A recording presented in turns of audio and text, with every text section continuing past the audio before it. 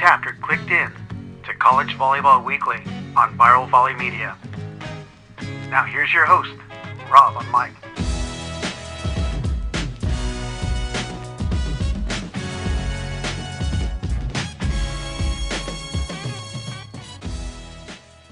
Good day, everyone, and welcome to College Volleyball Weekly, episode 279. But this is a College Beach VB collab, but we have a CVW alumna on screen, and it is truly an honor to be back on with Jaden Whitmarsh, formerly of UCLA and now killing it, qualifying for AVPs, playing internationally, and now the College Beach VB hosts this and following all the stuff that's the NCAA Collegiate Beach. Jaden, good evening. Thanks, Rob. I'm excited to be back chatting volleyball with you. Well, I was definitely going to have an alumna episode with you and Mads and so Charlie, anyone who would jump on, but just couldn't make it work. Maybe in the future we'll get better planning on that. But obviously, coming out of the huge weekend in Gulf Shores, Alabama, and before jumping to the end, let's just jump in to the heat of the action. A lot of conference awards or postseason awards are given out, but did you get a chance to look at the ABCA Top Flight and All-America Awards, and what did you think of what we saw? I mean, first of all, I was so excited to just be a spectator of this event just from playing in the past 5-6 years. It was so cool to watch as a fan, and it just was amazing to see the competition throughout all the teams. And yeah, there was a lot of awards given, so and obviously all well deserved. But yeah, I mean, the whole player of the year, Danny Alvarez, like that is so well deserved. She is just amazing, and she's playing some of the best volleyball I've seen ever. So it's been so fun to watch her on the collegiate level and then also internationally. Obviously, she's big time, went to the Olympics and all of that. So it's been really cool to watch. Yeah, without a doubt. It was a lot of action this last weekend because you being down in Gulf Shores at the end of the year, that there's the All America banquet, and it's like a really big deal with all the teams down there. And, you know, uh, it was 16 teams, well, 17 at one point, but 16 teams down in Gulf Shores this last weekend. And it wasn't short for action. That's for sure. But we definitely want to shout out some other people. You mentioned Danny Alvarez of TCU Player of the Year, Coach of the Year, John Mayer of LMU, and it was an amazing year. And Jose Loyola, Assistant Coach of the Year from UCLA. Any thoughts on those selections, Jaden? Yeah, I mean, both so well deserved. I think John Mayer is just such a brilliant coach, and he looks at the game so differently, I feel, than most coaches. He's very analytical and strategic and brings in new ways to challenge his players and make them grow and learn. So I think Coach of the Year for John Mayer is very well deserved. And then obviously Assistant Coach of the Year, Jose Loyola. He's amazing. I've had the chance to work with him at the professional level as well. And he is just a firecracker and brings so much energy. And you can really see the development of UCLA now that Jose's been there for a few years. And yeah, I mean, so awesome to see those awards go to them. And yeah, it's awesome. Yeah. Well, the other part was obviously there were All-Americans named, there are top flight players named. But in looking at those lists, really, I'm not surprised because when it came down to seeing who were doing things this entire season, those names were definitely on there. But if you had to pick like maybe two or three names out of that list, who really stuck out for you, Jaden? I mean, a lot of them are ones players at the top schools, which is not super surprising, just because of how they've led their team. But who stuck out to me were Piper Furch and Erin Inskeep of Cal Poly. They're kind of a less traditional team, I would say, with Piper Furch being the blocker, but she's so athletic and it's so fun to watch her jump and just roof people who are much taller than her. So I think that was really cool. And then Erin Inskeep in the back, she's so smart and has such high volleyball IQ.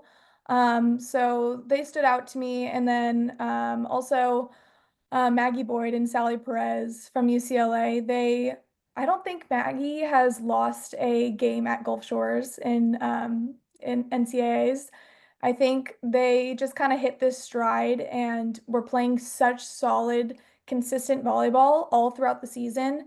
And then obviously when it mattered most at NCAAs, so they were huge. Well, what's the big thing about Sally is she's a true freshman and she was doing what she was doing, which was mind blowing because we knew she was going to be good in the fall pairs championship. They obviously won it this year, but Mhm. I didn't think they're going to be this good that quickly.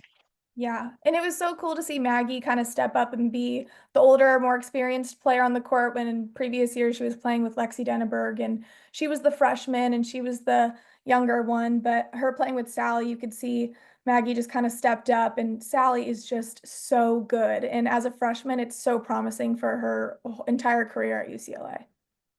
Oh, without a doubt.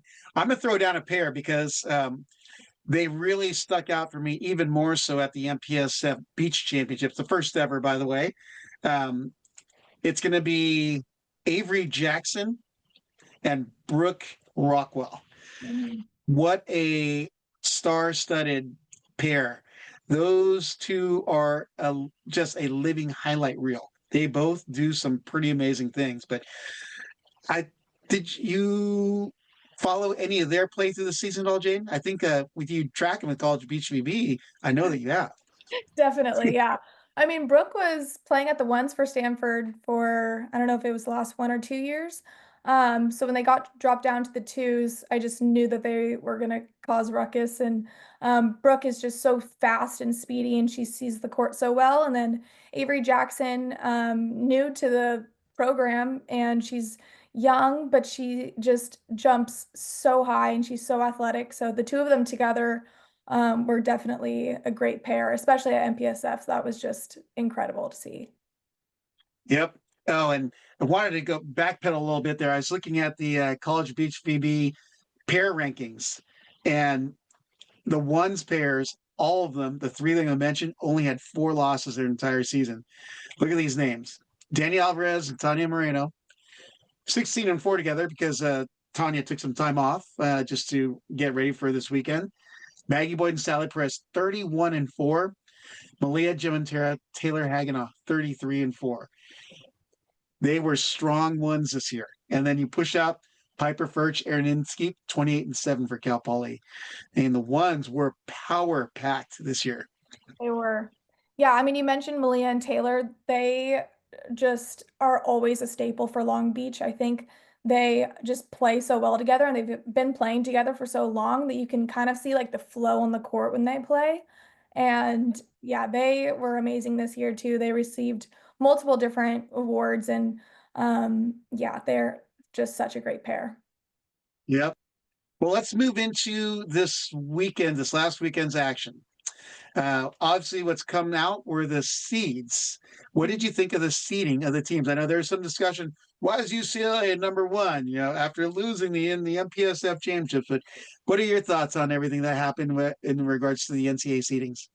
I mean, yeah, I mean, watching the selection show, I think I was just not expecting anything. I think there could have been a lot of flip-flops here and there, but at the same time, you have to look at the whole schedule and I mean, you can look at the record, but you also have to pay attention to who they were playing along the way.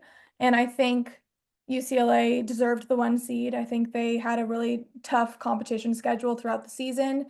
And and everything that followed kind of made sense. But yeah, I mean, looking at the seeding, there were, I mean, the top 10 seeds, in my opinion, any of them could have won the national championship. So it was kind of just dependent on how their season went and their competition schedule. But yeah, I mean, it was kind of interesting to see how it all played out. Well, with that, we have to acknowledge the two first-time participants, and obviously a former coach now at Texas and Boise State, both first-time teams. What are your thoughts on their efforts this year? I mean, it's so amazing to be able to get that seed and go to play in Gulf Shores. It's everyone's dream. Everyone wants to play in a national championship. And so when you get there, it's like just kind of this like magical feeling. And I just know that Texas had an amazing season. They were so ready for it, and they came in really hot and ready. And they were my pick that I just thought they were going to go through and upset a bunch of people, which I mean they did in their first round. But yeah, Boise State. I mean, it's cool to see them win their conference and be able to show up for their school and their program, and yeah, hopefully continue to get better. But yeah, I think being a first time team in a place like that, playing at some of their highest stages ever, it's so special. And yeah, I think it was awesome. Definitely, it's a great historic moment for both programs. Just shows the growth of the game in the different areas. Obviously, there's now, is Texas big enough for a lot of programs that are good now? We'll soon find out. But wanted to ask you about day one of the action, which is all the 16 teams playing. But wanted you to pick any matchups that stuck out in your eyes on day one in Gulf Shores. Yeah, I mean, day one, there were no big upsets. I feel like usually in the past, there's been one team that kind of shows up and catches another top seed off guard. But it seemed like most of the top seeds kind of came out ready and prepared. But yeah, I mean, obviously the one that stuck out was number 7 Texas taking down number 10 Cal. And it was really close. It looked like Cal had them. And then it came down to the 4s and the 2s of Texas to pull it out. And it was crazy, like third set, neck and neck, and watching it all come down to Emma Grace Robertson and Katie Hashman. Yeah, with the walk-off ace, I will never forget that. Yeah, Katie was my teammate when she was at UCLA, and we had some time overlap. And I was just so proud of her just to a lot of the people would get nervous being, 16-15 in the third set and being a little bit tentative on their serve, but she just went back there and absolutely bombed her jump serve. And I just thought that was so cool for it to end like that, and just kind of shows people that you have to be aggressive and go for it in those crunch time moments. Oh, without a doubt. Well, that was the match that really stuck out for me because that was a blow for blow matchup. I mean, this is what you want to see in collegiate beach volleyball. Texas took the 3s, and then you have Cal coming back taking the 5s, and then Cal says, you know what, we're going to go up 2-1 with their 1s, and then the 4s of Macy Butler, Noah Sonneville take the 4s, going down at number 2 pairs. But this is the thing about Katie. The last duel at Texas, something happened. Her arm clicked because she started bombing balls. And towards the end of that third set, she kicked into that gear again, getting those big points to get them to that third set, but also in the tail end, and then get that walk-off ace, which, I mean, coffin corner. I mean, I'd love to see the video challenge if they had it, how close that serve was, but it definitely was in. But talk about stepping up in the moment. And that's what Coach Steinmetzger had said before going to the national championships. She is like in a new zone getting ready for the NCAAs. Yeah, you could tell Stein is definitely, told the girls on Texas to be aggressive and go for it, especially when it gets close like that. And you could just tell they were so locked in, and it was really cool to see Texas win that one. Yeah. Well, let's move on to day 2, Saturday on May 3rd. That was all the quarterfinal matches. But match number 1 of the day, number 1 UCLA against number 8 FSU. Anything grab your attention on that matchup? I would say I was just really impressed with Jessie Smith and Kenzie Brower. They were on the 3s court for UCLA, and they were just so locked in the entire weekend, and especially against FSU. They just really played so well with dominant scores, 21-10, 21-12. And you could just kind of tell they were just flowing. And it was cool to see that kind of consistency and competitiveness from the 3s pairs, especially Jessie had been out with some injuries throughout the year. So seeing them get back together and play was really awesome. And yeah, I think UCLA just kind of showed up and played really, really well against FSU. So yeah. Well, the number 1s pairs got the dual winning point, that Sally Perez and Maggie Boyd, but the team they face has been really solid all year long. Audrey Koenig and Alexis Durish. I mean, they kind of barely got out of that one. because there was a battle. Yeah, it was really close. Yeah, it came down to the third set, 15-11. And yeah, Audrey Koenig and Alexis Durish are both incredible players. And I think, I don't know exactly which year it was. It might have been a year ago or 2 years prior, but Alexis Durish was on the fives one year and Audrey Koenig was on the fours. And for them to develop and become such strong ones pair for FSU was really incredible to see them throughout the year. And they played so tough and they're such a good team. So it was great to watch them too. Yep. Well, quarterfinal number 2, number 5 seed USC versus number 4 LMU. And wow, I'll just say and intro you that way, and you go from there. Yeah, no, that was actually, I think this was the craziest duel of the weekend for me. Obviously, the pressure that USC was facing, being a four-time national championship, looking for a fifth. I thought played they played great. They showed up, they were ready to go, but LMU just had something different in them. They looked like they were all fired up 1 through 5. They were ready to go. And yeah, it was close, but LMU just really showed up and played some great volleyball. Well, it's interesting because the LMU, or Coach John Mayer, made an adjustment towards the end of the year after the Best of the West in Laguna Beach. He Mhm. flipped his ones and two partnerships. How big was that change going into this championship? It was massive. I mean, it's the littlest switch because their ones and twos are both so good and very, very similar, in my opinion, on skill level. So just the smallest switch for John Mayer may have won him a lot of these games, especially Chloe Hooker. She was different this tournament.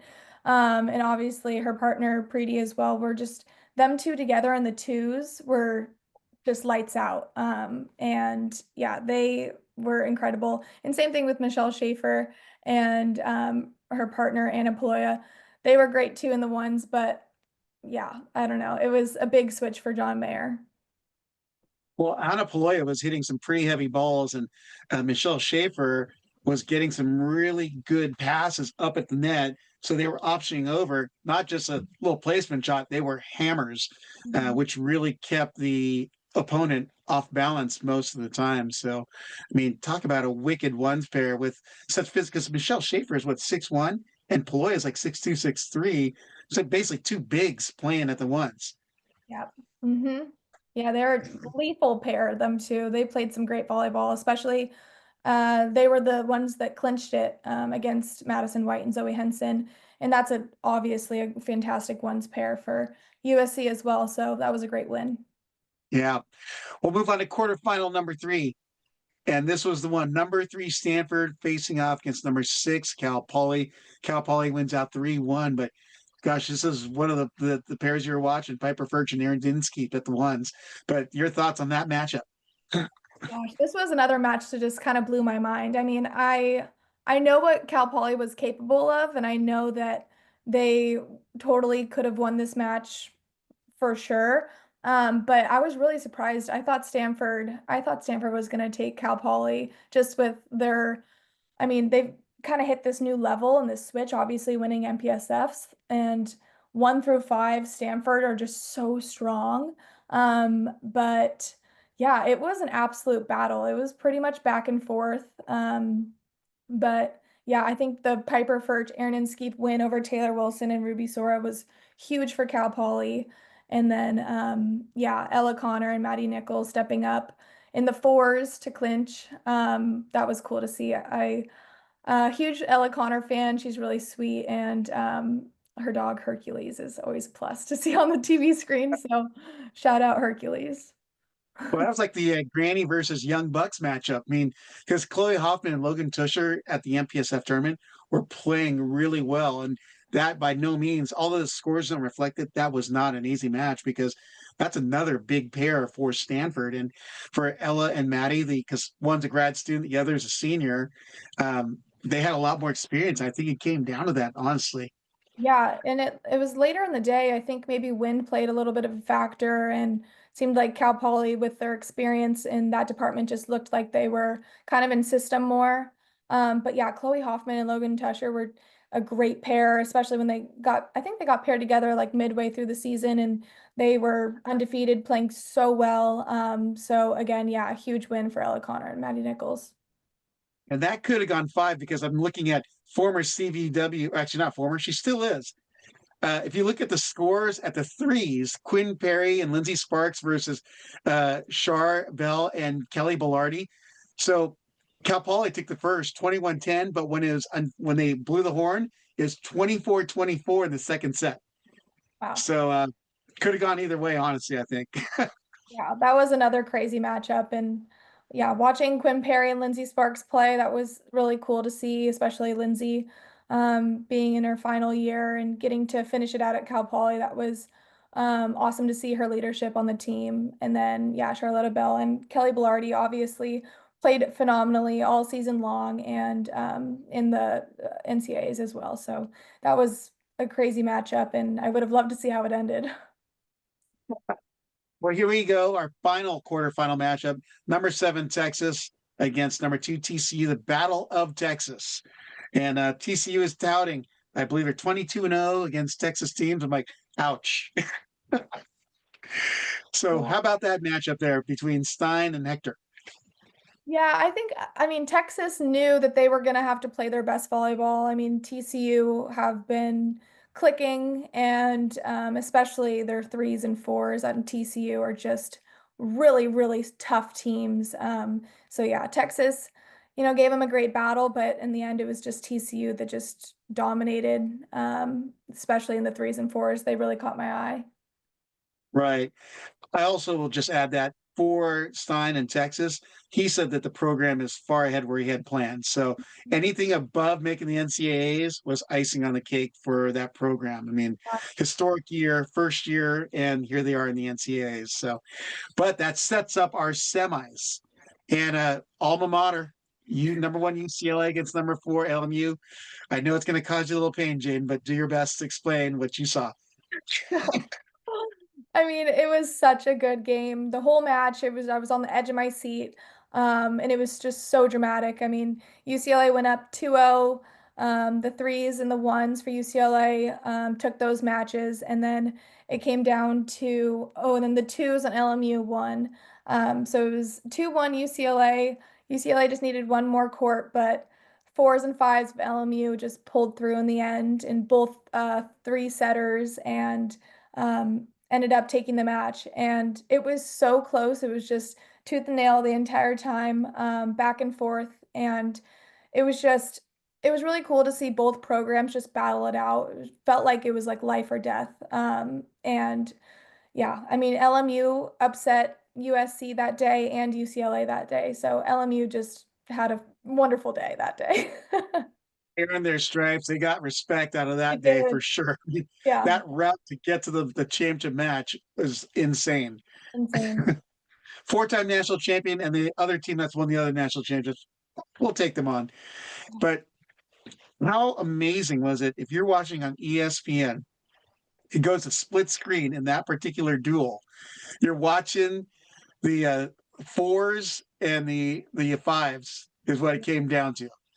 And each score, team takes a timeout. You're watching the other court. They take a timeout. It's just high pressure. And I mean, you couldn't ask for more drama than that. Totally. I mean, three of the four players in the fours and the fives for UCLA have not been in that situation before. One of them being a freshman, and then two redshirt freshmen. It's a lot of pressure. I mean, you feel everyone run over to your court, and you look at your partner and you just know how important that win is. And I think it ultimately came down to experience. I mean, LMU, their fives pair, Juliana Paletti-Corrales, has played on the Olympic stage, so she's not new to pressure. And yeah, I mean, Isabel Reffel has been playing at some of the top pairs, top seeds for LMU for a really long time, so she's been in those pressure situations as well. So yeah, it came down to a few points, but yeah, LMU just really showed up and played really well that day. Yeah, that veteran and experience definitely showed in that dual deciding match at the fives. And Julie knuckled it just over the block. She could have swung, but she went to the soft shot behind the block, and that was it. That ended the duel. Yeah. Well, that sets up actually no our other semi. Number 6 Cal Poly against number 2 TCU, and that could have been another close one. But let's see. Let's get your take, Jaden. Yeah, I mean, I think again, TCU just was playing different. They just had this competitiveness to them, and I don't think they have made it. Yeah, so this was their first time winning a semifinal. So I think that they had a little fire under their belt. They knew they had an opportunity to make it to the championships, and they were just playing different, honestly. I think Cal Poly put up a great fight with, Izzy Martinez and Logan Walter at the twos defeating Haley Hamlet and Anna Gonzalez. But yeah, I don't know. It was just TCU that just showed up and played amazing. That particular matchup, I'm thinking at the threes. Oh my gosh, we're playing Lindsay Sparks, who is, I think she started the Queen of Clutch at UCLA back in her earlier years. I'm like, okay, they got this one. It's going to be tied 2-2 to come down to the last court. But I mean, Sophia Izuzquiza and Lani Navas pulled that out. But talk about the fieriness of Navas's, I mean, just her presence on the court. She was on everything, it seemed like.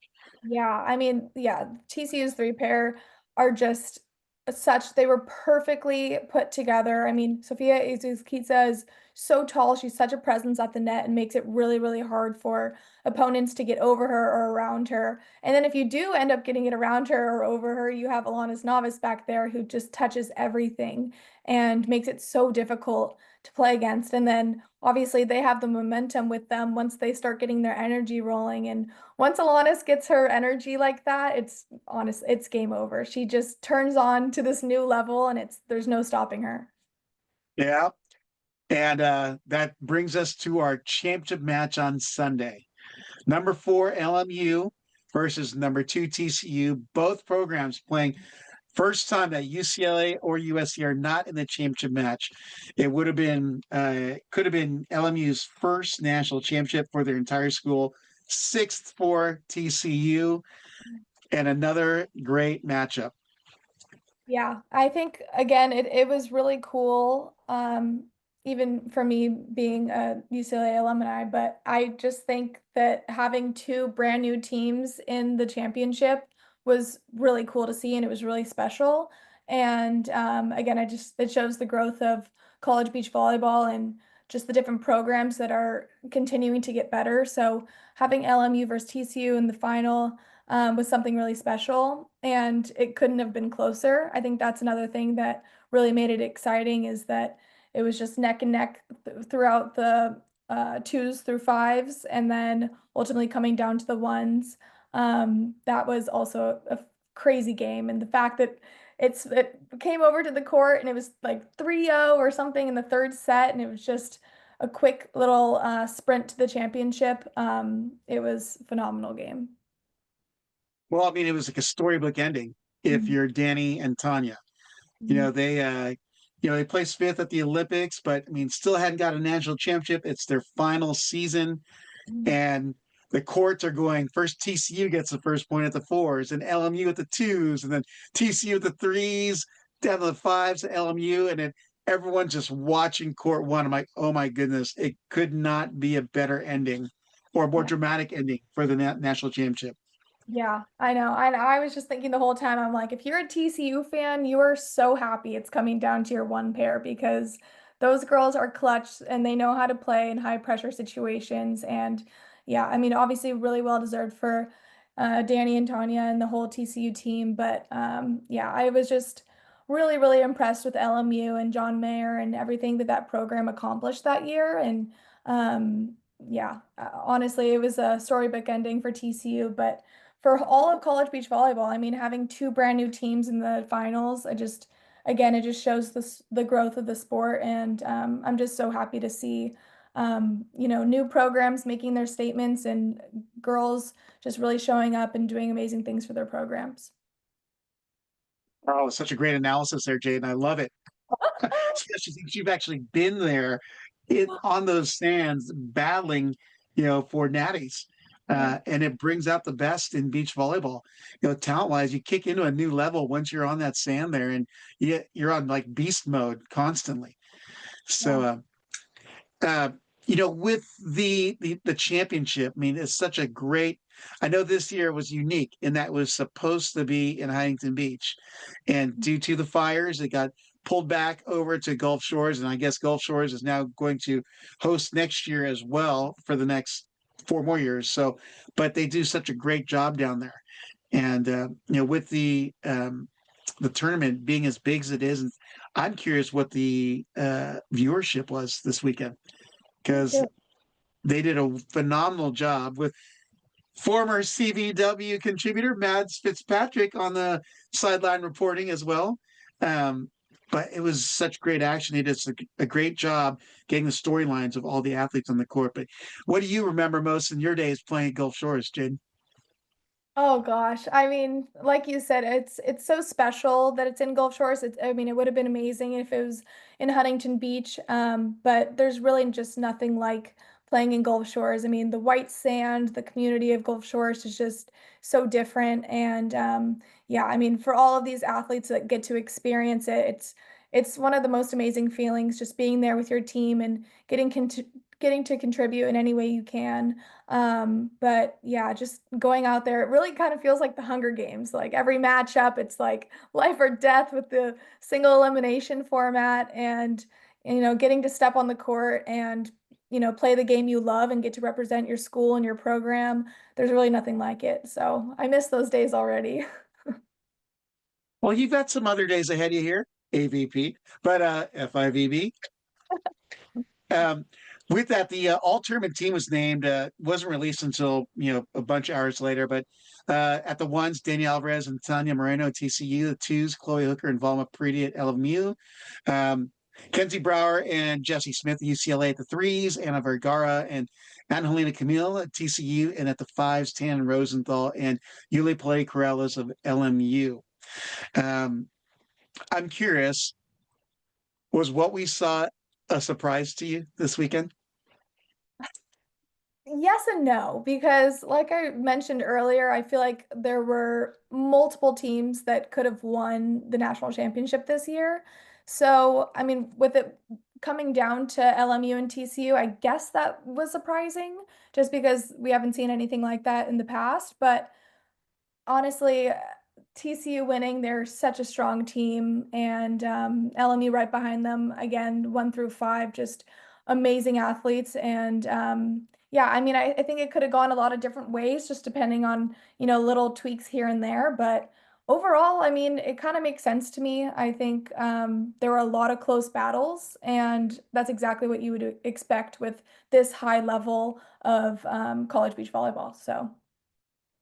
Well, from when you started reporting for collegebeachvb.com this season, you'd said that it was open. The national championship trophy could go to anyone in the top 10.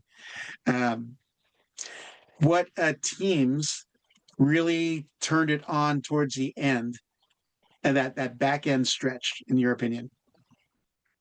Tough one, but what my initial feeling is it's Stanford.